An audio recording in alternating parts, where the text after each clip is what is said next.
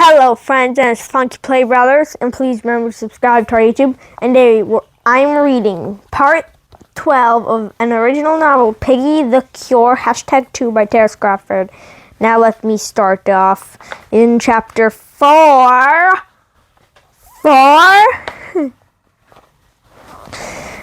The grunting sound was always the same, no matter what the person looked like. A pair of glowing red eyes emerged from the lower deck of the boat as Ben scrambled to get back onto the docks. Ben ran, leaping from the deck of the boat to the wooden paneling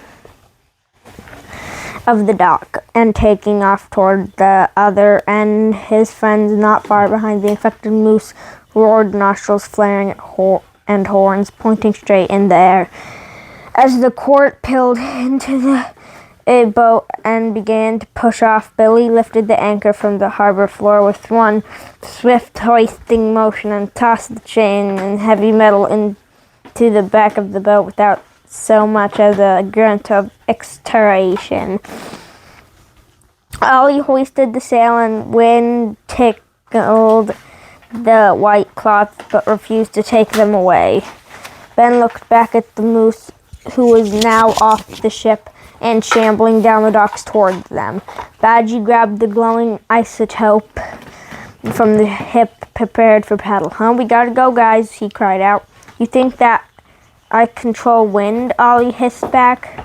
They went back and forth, bickering loudly as an infected creature made its way back down the boardwalk to them, while Billy reached over the side of the boat, giving them a solid push and sending them to see. The moose grunted at them from the end of the dock, but soon retreated back to its home, and the harbor became a small dot as the quarter sailed farther and farther toward Doveport. It was days that felt like hours, or maybe it was hours that felt like days. Ben was finding it hard to keep track of the time anymore. Every day was an endless cycle of packing up and moving, eating where you could, and fighting off hordes of deadly zombie creatures. It sounded much more exciting than it actually was.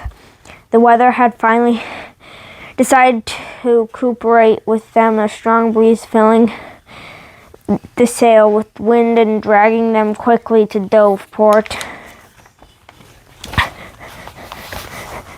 It was bizarre, but to be whisked away to a place that you had never been, that you had never been known existed until very recently, of course. Bizarre love was par for the course these days. Ben hung his hand over the side of the boat, letting his fingers skim across the water.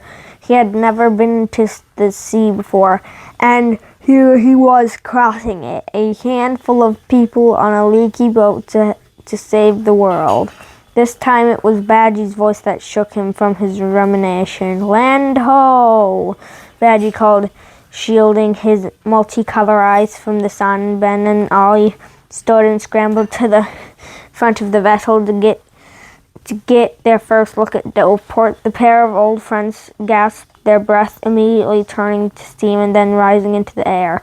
Ben had a mental note to never complain about Lucella's fog again. Snow fell across Doveport in a flurry. Wind picked up flakes of the frozen crystals and whipped them around. The others looked to Ben for his lead. They had come too far to turn back now. Ben gathered his coat around him and climbed the ladder onto the dock after Billy dropped the anchor overboard. The rest of the crew followed suit.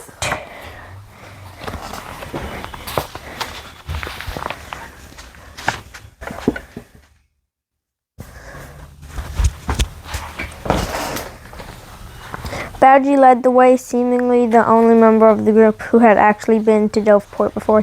They trudged forward, Ollie wearing off the doggy's old uniform jacket, Badgie bracing himself with his fur, and Billy seemingly content to keep himself warm with only the power of his gigantic muscles.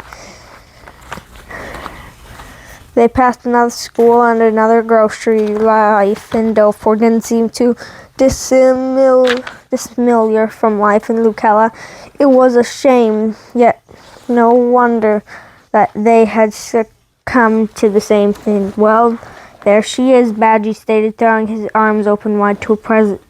The temple. Badgie had not led them astray. At the top of the tall mountain sat a cozy-looking stone temple, dense patches of snow capping the outer peaks. It was an arduous trek to the top of the mountain. Wind and snow whipped at their faces the whole time. They finally reached the face of the mountain, Ben's expression falling as the front of the temple was revealed. The stone structure itself was gorgeously made.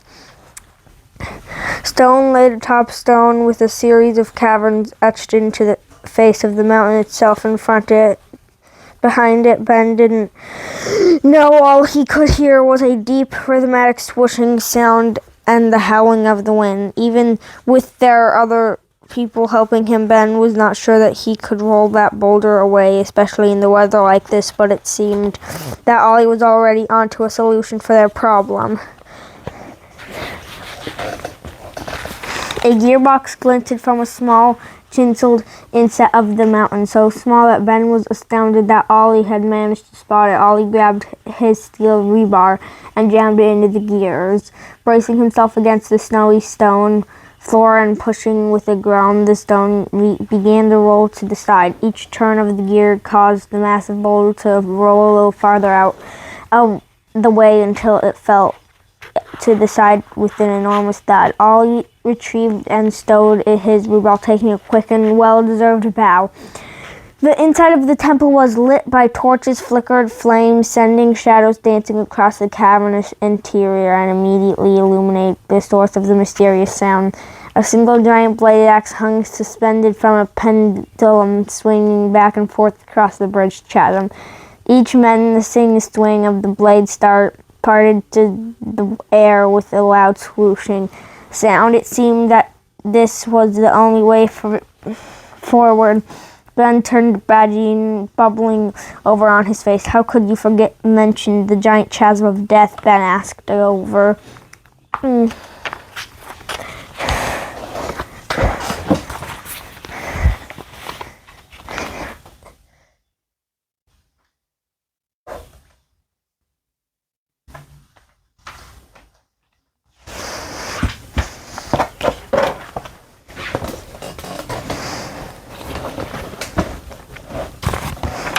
The sound of wind rushing in from the outside. "Don't blame me. I didn't know that was gonna be here." 3 pairs of eyes fell on him, then rolled. "It's been a while since I was last here," the badger added lamely. "Well, come on. What are you waiting for?" Ollie asked for them from the other side of the chasm. The other 3 looked up in surprise. "How'd you do that?" Billy asked, a brow quivered high on his face. "You just have to time it right." Ollie shrugged. "There's had to be more to it than that," Ben figured, though maybe there was something to it. Ben thought, as Billy would also made the jump across the chasm with far more finesse than the average bull. His sides with a barbell strapped to his back. It took several false starts, but Badgie also made it across the chasm. A few loose hairs floating lazily into the bottomless pit as the swinging axe nicked his tail. Ben bounced up and down on the ball of his feet, nervously trying to anticipate the timing of the giant swinging blade. There was a little more risk than a few hairs if he missed.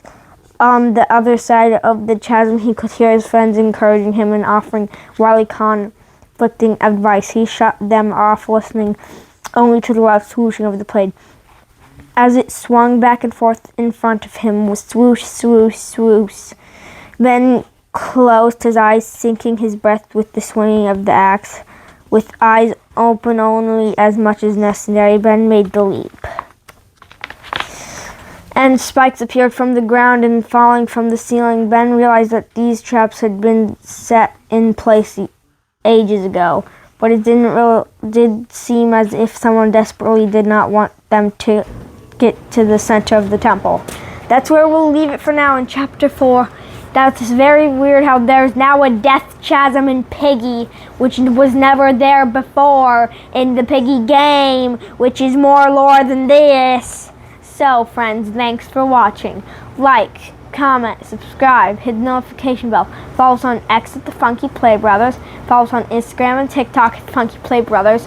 Support our vlog at cashapp, the $ Funky Play Brothers. So yeah, more unboxings, more taste tests, more adventures, more monies, and for support. Thanks for watching. Bye.